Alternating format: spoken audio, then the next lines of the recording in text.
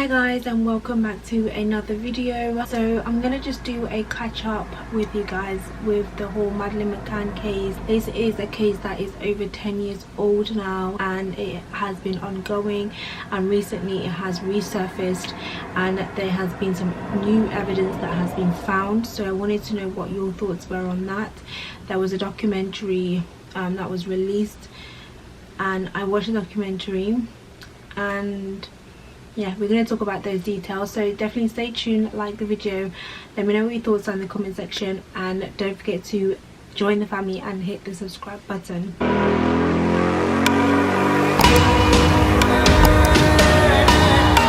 The story in itself, it is extremely controversial. I don't think that we have seen a story like this. Have we even seen a story like this? I think she was 5 years old, she went missing, and she just mysteriously disappeared. Nobody knows how she got from one end to the other. Nobody knows what happened to her, and it's just weird to me. Like, the whole thing is weird. But what's even more controversial is that 10 years later, you know, this case seems to still be ongoing. We've got 3 different type of authorities dealing on one case, and none of them seem to have anything substantial enough to say we are able to now close the case because we have enough. It's absolutely crazy. I think what I gathered from the documentary was basically the authorities failed the McCanns. They failed Madeleine, they failed her family. You know, how is it that a case, which obviously she's not the first and she's not the only case, however, how is it that 10 years on, 3 different authorities are not able to bring this case home? Like, they're not able to deal with this. You know, we have the Met Police are involved because obviously they were British. We have Spanish police involved because obviously they were in Spain, and then also we have the German police involved because the now new suspect is German. So let's have a look at the most recent details on that. One of the key evidence that they are currently looking for at the moment is a phone that the suspect was using, which he had made a call before Madeleine went missing.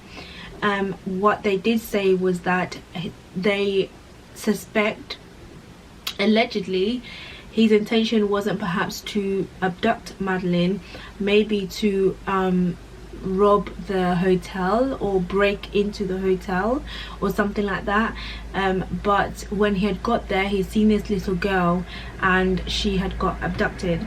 Now, when I was having a conversation about this, what I don't understand, first of all, is how you're going to leave a 5-year-old by herself. I don't get that. The girl just raptured. That's honestly, like, I don't get it. Again, I'm not an FBI, I'm not an investigator, but this is just some of my thoughts. And obviously that's why the case is such a massive case, because nobody seems to understand how this little girl has gone missing. This phone, they have now apparently found the phone. So let's have a look at the details on that, because that is the key.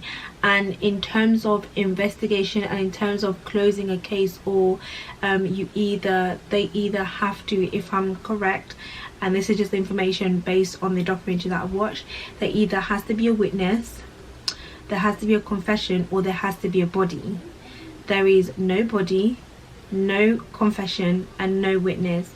So this phone is the only thing that they basically have and they're hoping in, which they'll be able to listen to the conversation that this man had and who he had it with, which could be a potential witness, or which could open the case up even more. So this is a big deal, guys. This is a really big deal. So let's have a look at the details on that.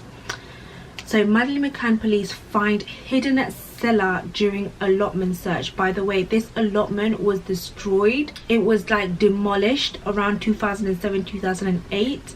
So a hidden cellar has been found in the hunt for Madeleine McCann. It has been confirmed. German police discovered basement in the foundations of a building near Hanover, where kidnapping suspect Christian allegedly lived in 2007. Investigators, accompanied by special search dogs, have been removing slabs of building materials in a 2-day search of the vegetable garden. The former allotment said the suspect had lived off-grid at the site in 2007. He told the Mail Online, "I remember his face from the pictures in the news, and I remember his van and his dogs. I'd completely forgotten about him up until then." Why is it that those murderers, killers, creeps, they always have a dog and they always have like a van from the movies? So Christian Bruckner had the garden next to mine. He arrived in 2007 and left within a year. He told me that he was living off the grid, that he had not registered with the authorities. No one knew he was there, so I guess that's why he decided to leave. He never did any gardening. He did not plant anything or try to grow anything. He just sat around drinking beer. So at the time that there was a building on the garden, it was a small wooden structure with only one room to keep tools and other things. It had a kitchen. The building was not really a house, you might call it a shed, but it had a cellar, and underneath there would be foundations. The building was destroyed in 2008. If they find the cellar and they do find some type of evidence, I just hope that they do, because honestly I don't even want this case to be going on anymore. Like, how are they funding this case? All of my empathy goes towards the family of that little girl. Can you imagine, like, from 5 to like now, like, she's definitely not a little girl anymore, but her parents are still searching for this little girl, their little girl, and it just needs to end now. And the crazy part about the documentary is that it's almost like the police, they're kind of just putting blame on each other. This side is blaming the German police are blaming this authorities, and this authorities are blaming that authorities, and it's like, well, you all didn't do a good job. How about that? Like, you all failed the system, like, you all failed the McCanns, you know. And it's like, there are so many pieces, like, there was so many information that they just missed. Like, if they only pursued it like long enough, do you know what I mean? And it's crazy, because it's like, you know, whenever you report something, that's what happens when the police don't take it seriously. Because it's like, well, if you had taken it seriously, and if you had actually turned up and done your investigation properly, then you wouldn't have missed a lot of the things that you have missed now. So guys, we're gonna see what happens with this cell phone now, if they do find anything on there, or who knows. Let me know what your thoughts are in the comment section. Are you interested in this story?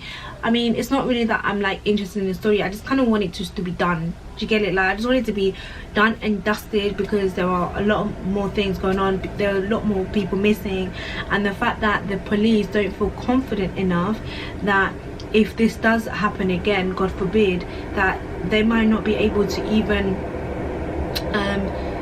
do any better. It's absolutely insane. But thank you so much for watching, and guys, I'll see you guys in my next video. Bye.